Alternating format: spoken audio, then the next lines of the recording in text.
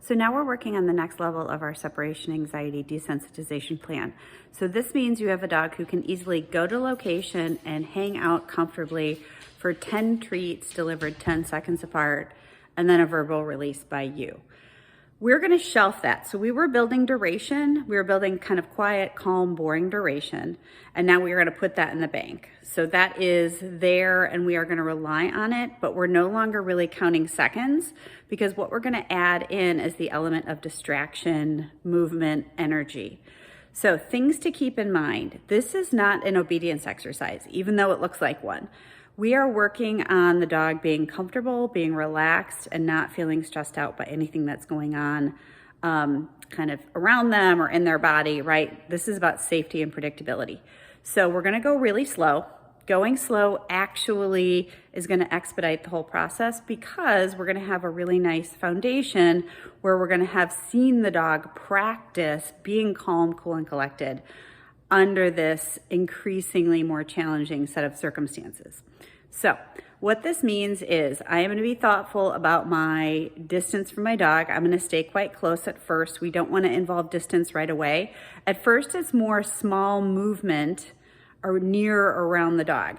This might even just be a weight shift. So for some dogs, picking up my foot and actually moving it and making a full step to the right might seem too exciting, might seem too worrisome for my dog, in which case I am just gonna go from, one place kind of shifting to another just by shifting my weight around, and that would be where you would start with that dog, with a weight shift.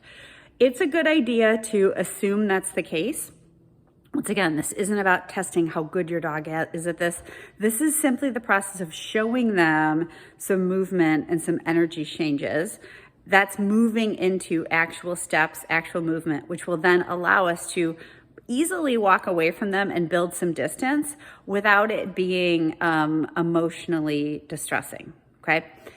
Because we are adding something that for a lot of dogs is a lot more difficult than that simple duration about getting the food, we want to make sure that the overall duration from the time I send my dog to their location to the time I call it is shorter because this is actually more challenging. So I want to be thoughtful. When I am increasing criteria and I'm making one thing harder, I'm going to take pressure off something else. So in this case, because I'm adding movement and energy while my dog does nothing and does not join me, the overall duration of the rep is going to be shorter to accommodate that increase in difficulty, okay? So if my dog gets up at any point, I'm just gonna call an all done. This is just information to me. There's no, the dog isn't doing anything wrong. My goal is really to make sure that my dog is gonna be successful each step of the way. And if they do feel the need to get up, I just call it and then I go back to the drawing board and do a little thinking.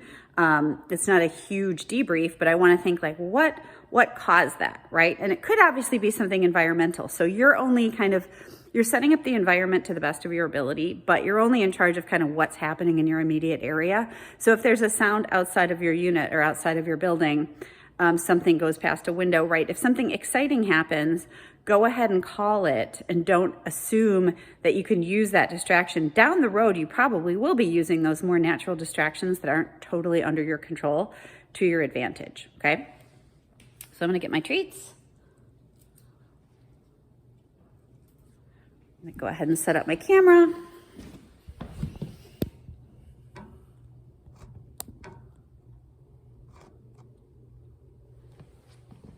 You ready, Polly? Good.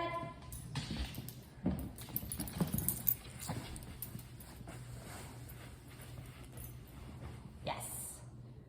Polly's in position. I give him his first treat. I'm gonna deliver the treat to the surface of the mat, and I'm gonna do a little shift. Yes. So that was a small step to my left. I'm gonna go ahead and do the same thing on my right. Yes. I'm marking when I move into position and I'm moving back to feed. Yes. He doesn't have to be doing anything. He doesn't have to be looking at me. Yes. So that seems to be going well. I'm gonna add a little bit more movement, but stay in place. Yes. So there were some higher steps. I can do arm movement.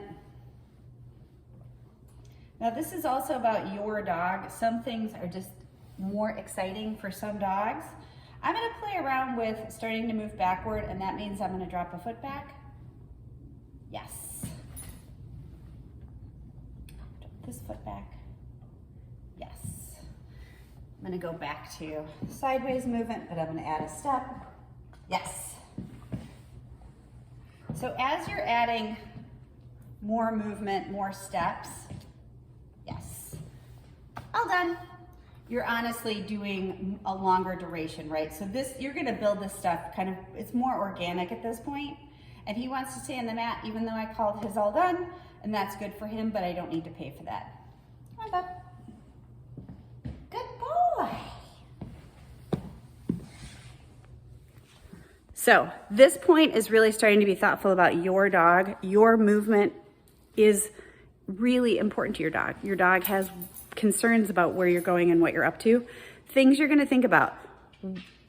Where is your location that you're setting your dog up on in relation to your primary exit? So I'm not gonna move towards that exit during this initial work. I'm gonna start doing this work around the bed, right? So moving around. I'm gonna build steps. I'm gonna start working on moving backward. Once it's clear that I can drop one foot back, other foot back, I'll start playing around with an actual full step. And then I will start to add backward, sideways, movement in place work as part of that rep. So this is not linear work. As my steps, as I'm kind of getting the all clear on my steps, one step will become two steps. And that could be left, that could be right, that could be backwards. Moving away from your dog, your particular dog, is going to be the hardest thing. So we're thinking about moving away from your dog and moving towards the door, right? Your goal at this point is to establish that you can move around. Your dog can handle it. You're reinforcing them for handling it. You're building this process gradually. It's not linear. If you think about all the places you could move and still stay in sight with your dog, that is your current goal. So if your dog is seeing from their spot all of this, my job is to build distance and movement so I can go out to each of those spots. And how I'll do that is I'll move out to that spot, I'll mark, I'll come back. So think about now covering all the surface area within visual range of your dog and having your dog successfully lay on the mat. Make sure that you are not causing your dog to get up because it's simply going on too long, right? So building pressure is something we want to be really thoughtful about. And so for some dogs, these sessions, even though we built duration in the last segment, these sessions might be quite short. Or alternatively, you might find out that you can actually go, for 30 seconds, 45 seconds without a problem. And that's cool too.